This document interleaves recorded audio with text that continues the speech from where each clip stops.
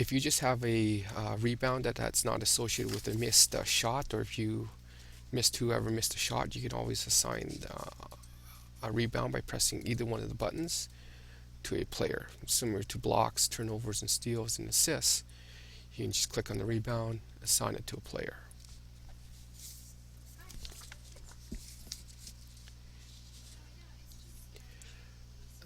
In the play-by-play screen, you can always go back and edit plays. So you can double click on any of the information. So a lot of plays in here that we just recorded. So say for example this was rebound, you can double click on it. If you double click on the team, it will change it. You have an option of, say you picked the wrong team.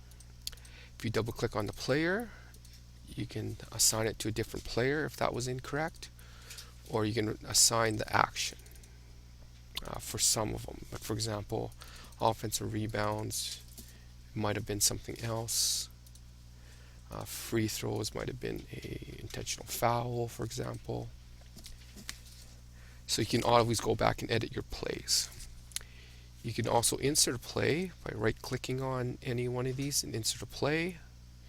It will create a little placeholder. You can double-click on it to assign it a team, assign it to a person, or leave it as a team. Then assign the play. Say you made a shot, and it was a 3-point made. So you can always go back and insert a play. As well as you can go in and delete a play. You can right click on it and delete a play.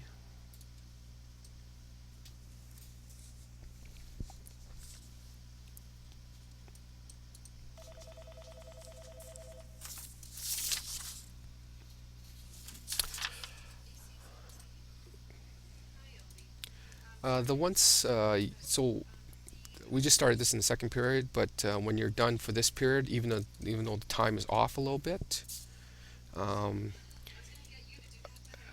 that's not very critical, the time-wise. But once you're done and you want to move on to the next period, you can right-click and click on Insert Period, or you can go up to Game Control near the top menu, Game Control, and Start Next Period. It'll give you confirmation. Do you want to start next period? Yes. So now we're in the third period.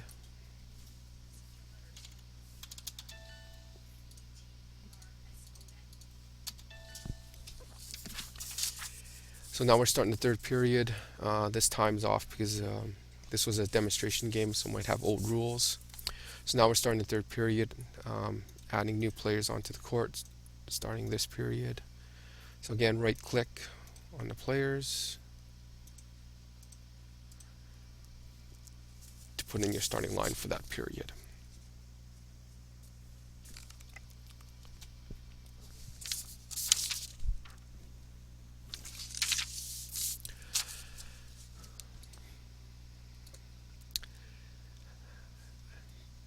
Just a couple of items on top.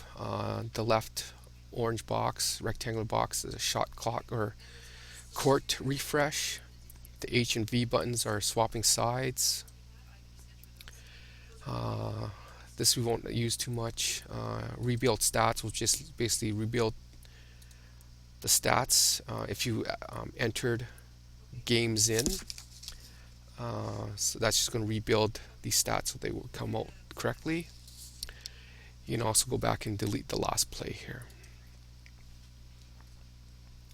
You can also refresh the chart by going to Game Control, Shot Chart Refresh, Swap Teams, and you can also indicate your timeouts under the Game Control. Timeout, say San Diego full timeout, or San Diego partial timeout, or Notre Dame full timeout and partial timeout. Okay, and once your game is done, go up to Game Control and hit Game Finish. Are you sure you want to finish this game? Yes. Press OK. So now your game is done, everything's grayed out. You aren't able to edit anything. If you need to go back and edit something, say this last play, you have to go to the last line, right click on it, delete the last line to end the play. Then you can go back and edit some information. Say number 15 was, or sorry, number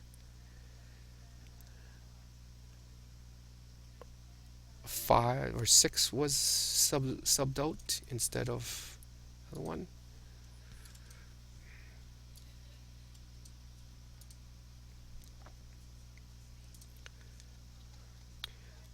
Once you edit that, edit any plays, then you can go in and go back to game finish.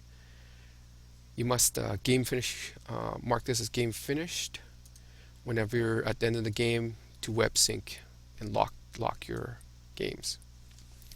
Once that is complete, go to File, Exit.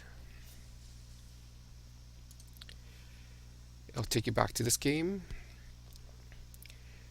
Remember again, to get back to the basketball, you can hit Enter Stats to get back to the basketball court.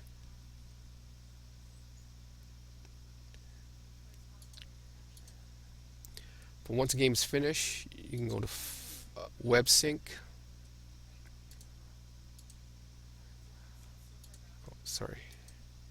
Enter Stats.